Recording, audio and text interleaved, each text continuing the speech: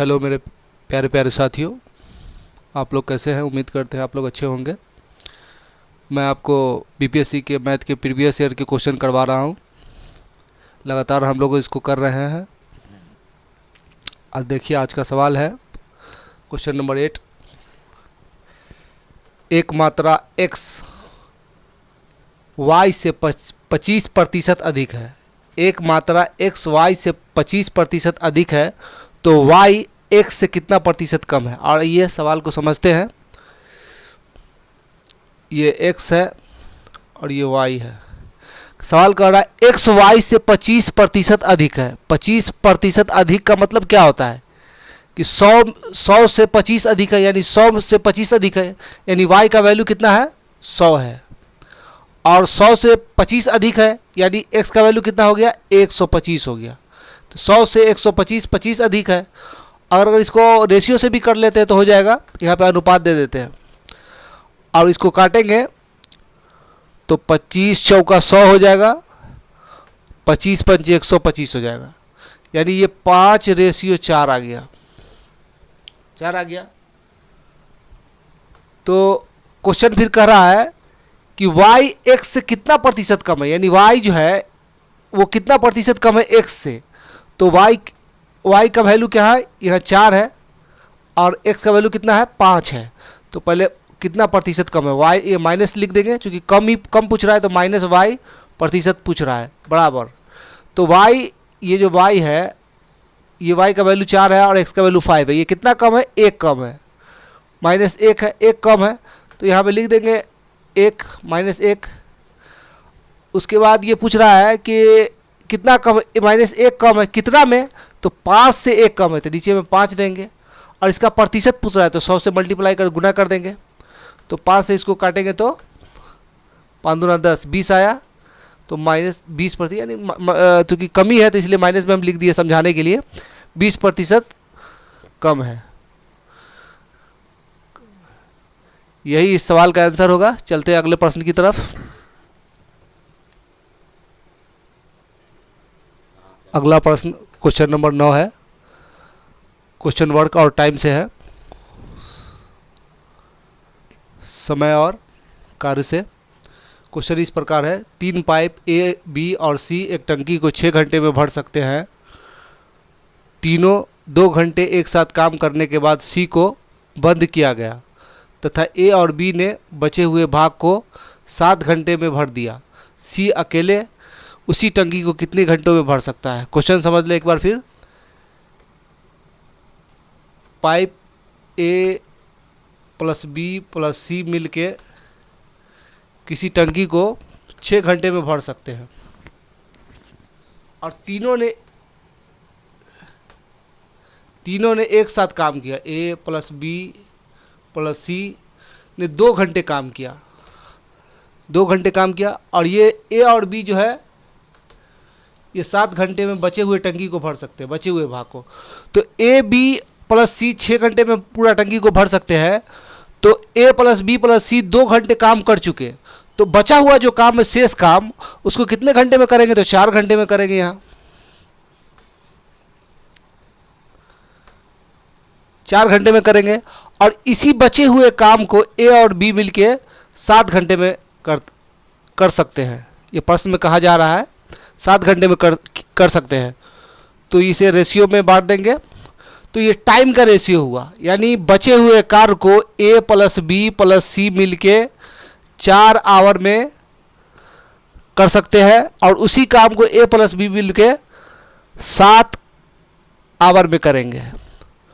तो ये समय का अनुपात है और इसमें इफिशिएंसी का जो अनुपात होता है, कार्य क्षमता जिसको बोलते हैं इफिशिएंसी का अनुपात ठीक इसका उल्टा होता है। यानी ये 7 यहाँ आ जाएगा और 4 यहाँ चला जाएगा, 4 यहाँ चला जाएगा, ठीक इसका उल्टा हो जाएगा। तो अब हम सवाल कर रहा है कि टोटल वर्क पहले निकाल लेते हैं। टोटल वर्क कितना है, यानी कितना काम करना है। तो यहाँ A plus B plus C 6 घंटे में पूरे काम करते हैं, यानी पूरा टंकी को भरते हैं। तो यहाँ 7 की इफिशिएंसी से करते हैं तो 7 छक्के 42, यानी टोटल काम मेरा 42 है। 42 हो गया टोटल का वर्क यहाँ। और ए प्लस बी प्लस सी के एक दिन का वर्क 7 यूनिट है, यानी 7 इफिशियंसी से करते हैं। तो इसमें ए प्लस बी का 4 है, यानी ए प्लस बी प्लस सी का इफिशियंसी 7 है। इसमें ए प्लस बी का 4 है और प्लस सी है बराबर 7 है। तो इसमें सी का इफिशियंसी कितना हो जाएगा, 7 - 4 बराबर 3 हो जाएगा। तो 3 इफिशियंसी के साथ 42 यूनिट काम को कितने दिनों में सी भर सकता है, यानी कर सकता है उस काम को। तो 3 से यहाँ भाग दे देंगे, तो 3 से भाग देंगे तो कितना होगा, 3 × 3 और 3 × 4 12, 14 आवर में ये जो है सी इस टंकी को भर देगा 14 आवर में। एक बार फिर समझ ले सवाल को, ए प्लस बी प्लस सी किसी टंकी को 6 आवर में भरते हैं और उसके बाद ए प्लस बी प्लस सी 2 घंटे एक साथ काम करते हैं, 2 घंटे एक साथ काम करते हैं। उसके बाद सी इससे अलग हो जाता है। तो ये बचे हुआ जो काम है उसको तीनों मिलकर कितना में करेगा, 4 आवर में करेगा।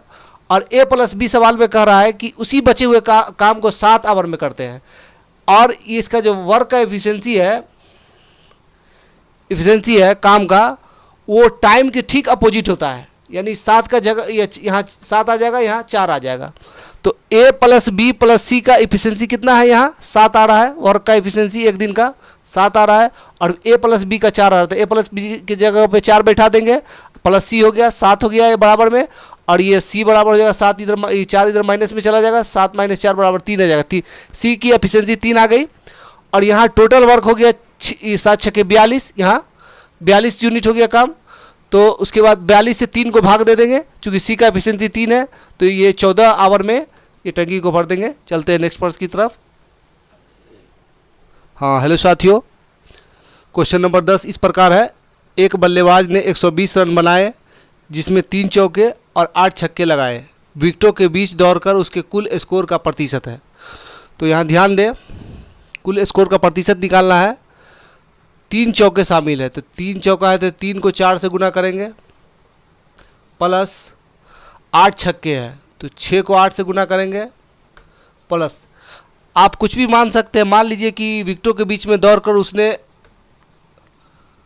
रन्स, मान लीजिए रन लिए, मैं दौड़ना कुछ भी मान लीजिए, एक्स वाई जेड जो भी आपको माने वो मान लीजिए, यानी विकेटों के बीच रन दौड़े और ये सब मिलाकर 120 रन है उसका। 4 × 3 = 12 प्लस 8 × 6 = 48 प्लस रन बराबर 120 हो जाएगा। ये यहाँ रन बराबर यहाँ 120 है और ये 48 × 12 60 हो जाएगा, इधर जाएगा माइनस में हो जाएगा 60 हो जाएगा, बराबर ये 120 में से 60 घटाएंगे 60 हो जाएगा। तो विकेटों के बीच दौड़कर उसने कितने रन लिए, 60 रन लिए।